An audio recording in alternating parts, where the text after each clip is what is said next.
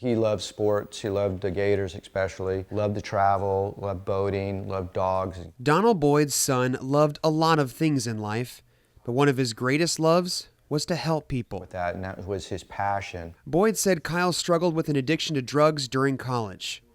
He was then able to uniquely help others struggling with substance abuse, even working a phone line convincing others to go to rehab. In fact, I got a few messages on Facebook from former people who he helped get into rehab, and they were like, you know, without Kyle, I would have never survived this. Then last December, Boyd says his son got hooked on vaping after a painful divorce. And he found that vaping more was a better alternative than falling back into substance abuse. But his 28-year-old son didn't wake up last Tuesday, and days later was pronounced dead at the hospital.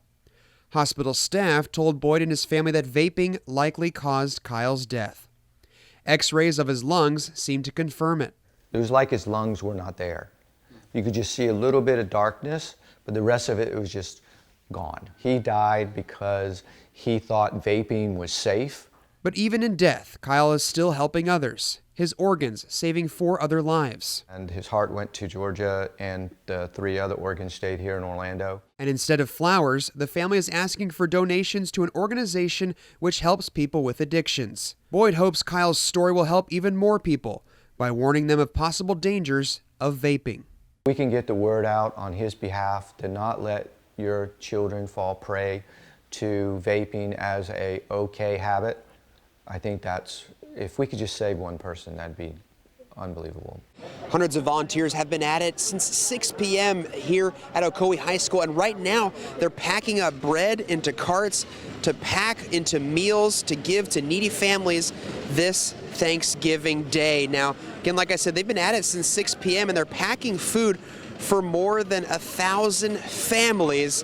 And we talk with the founder of Southeastern Food Bank and with one of the volunteers to talk about why they're doing this. Chelsea Wilkinson Borno. I've actually done this about 4 times. I think it's actually like really cool and awesome because like you're helping other people out and like it's people that are like right around you. Mark, M-A-R-K, last name A-N-T-H-O-N-Y, Anthony, not the famous one, and I am the founder and CEO of Southeastern Food Bank. We have hundreds of volunteers here. We had so many of them, we had to do in shifts. Should pack for 1,200 families, basically. 1 box of groceries and 1 box of bread and paper products. You'll get a box pretty full, which is probably about 30 pounds average. Apopka, Ocoee, Winter Garden, primarily. Publix is gracious and sends 2 semi-trailers, and we use 1.5 semi-loads of product. Those semi-loads are probably together worth about $30,000 or $40,000 in groceries. I'm really grateful because there's so much work to do, and I can't do this. Realizing that like another family gets another meal and like, I don't know, especially during the holidays, it's like you're realizing there's a lot more people. So it makes me feel really good. We ask this all in Jesus' name, amen? Amen. Now they're going to be delivering these meals tomorrow starting at 8 a.m. to families. You know, people can actually come up here, drive up, put the meals in their cars, and they'll tell you where to go to get the meals to the families. For now, reporting on scene in Ocoee, Eric Mock, Spectrum News 13. It's good to see the community and the country put so much effort into trying to raise awareness to this cause. You forget that you have pain. You forget that you can't do something. You do it. Camaraderie is amazing.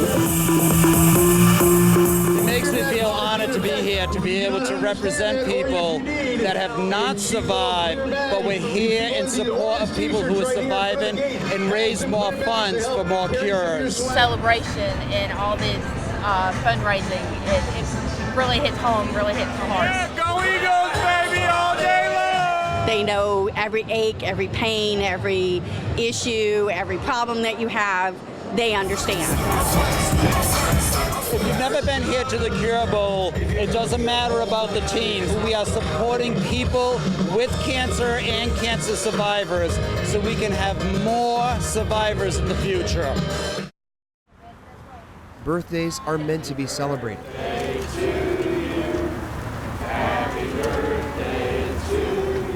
But this birthday for little Adeline Ziza is also a celebration of a life gone too soon.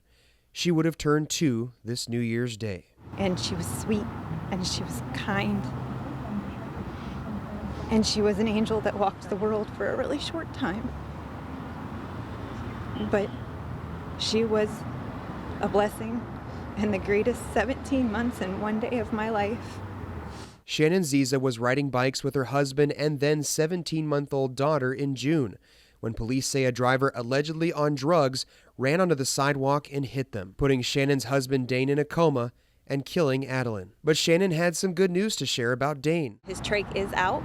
He is breathing on his own, which is a miracle. He ate my lunch and then his. I guess he's making up for lost time. Although he's out of his coma, the road to a full recovery will be long and expensive.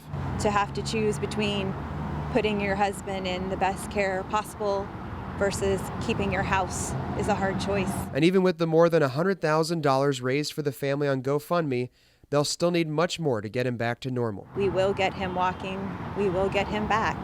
Coming back here to celebrate Adeline's birthday brings back traumatic memories for Shannon. I laid on that sidewalk and tried desperately to crawl to her. My husband was next to me face down, bleeding on a sidewalk, and I couldn't get to either of them. But she says the reason she came back is more important. So to be back here is it's a lot, but she deserves to be honored. She deserves to be remembered. She deserves to know how loved she was and how many people's lives she has touched. Eric Mock, Spectrum News 13. You have the best sale during the week. Beverly Henry Brown doesn't mind the hour drive from Winter Garden to get here because her purchases are for a bigger purpose. That's what draws me in, because then I know I'm shopping and I'm getting satisfaction from what I buy, but also the root cause is really supporting the mission. Sales at Transitions Retail Boutique in Orlando support Samaritan Village's Safe House for survivors of sex trafficking. Now they want to expand and create a transitional home to further support those survivors. Which is going to be a lot less restrictive, but you're going to see that you still have the same support that you need in order to help you get back to the life that you kind of dreamt about when you were little, but you didn't see come to fruition. While sales and donations help. Well, I was going to see if I could write a check too. Well, we'll take that as well. Will you take always. a check? Yes, definitely. There you go. Survivors of human trafficking can also come into the store and get the clothes they need. Our goal is ultimately to help however many people we can help. So it's not just the ladies in our program, it's any survivor. And shopping here is a small way others can help them achieve their mission. Thank you so much. Thank you so much. This is your very first look behind construction walls of SeaWorld Orlando's first multi-directional launch coaster.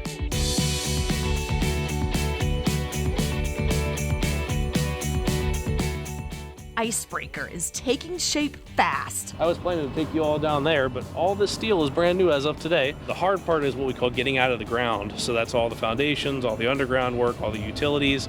And now that we are up out of the ground, we're doing what we call the finishes. This super high spike is responsible for your beyond vertical drop at 100 degrees. Riders will sit in this vehicle, which SeaWorld debuted at IAAPA last November. Icebreaker gives you 16 hits of airtime, launching you 4 times, not just forward, but backward too. It's a little non-traditional, so we're low to the ground. We're really enhancing that feeling of speed, directional changes. You're going to see that grass whizzing by you, and it really is going to make you feel like you're moving even faster than the 52 miles an hour. The 48-inch height requirement, though, is a lower height compared to some of the other thrill rides, making this kind of mid-level in intensity. As for that bold orange... So we wanted something that was different than blue. On the town in Orlando, Allison Walker-Torres.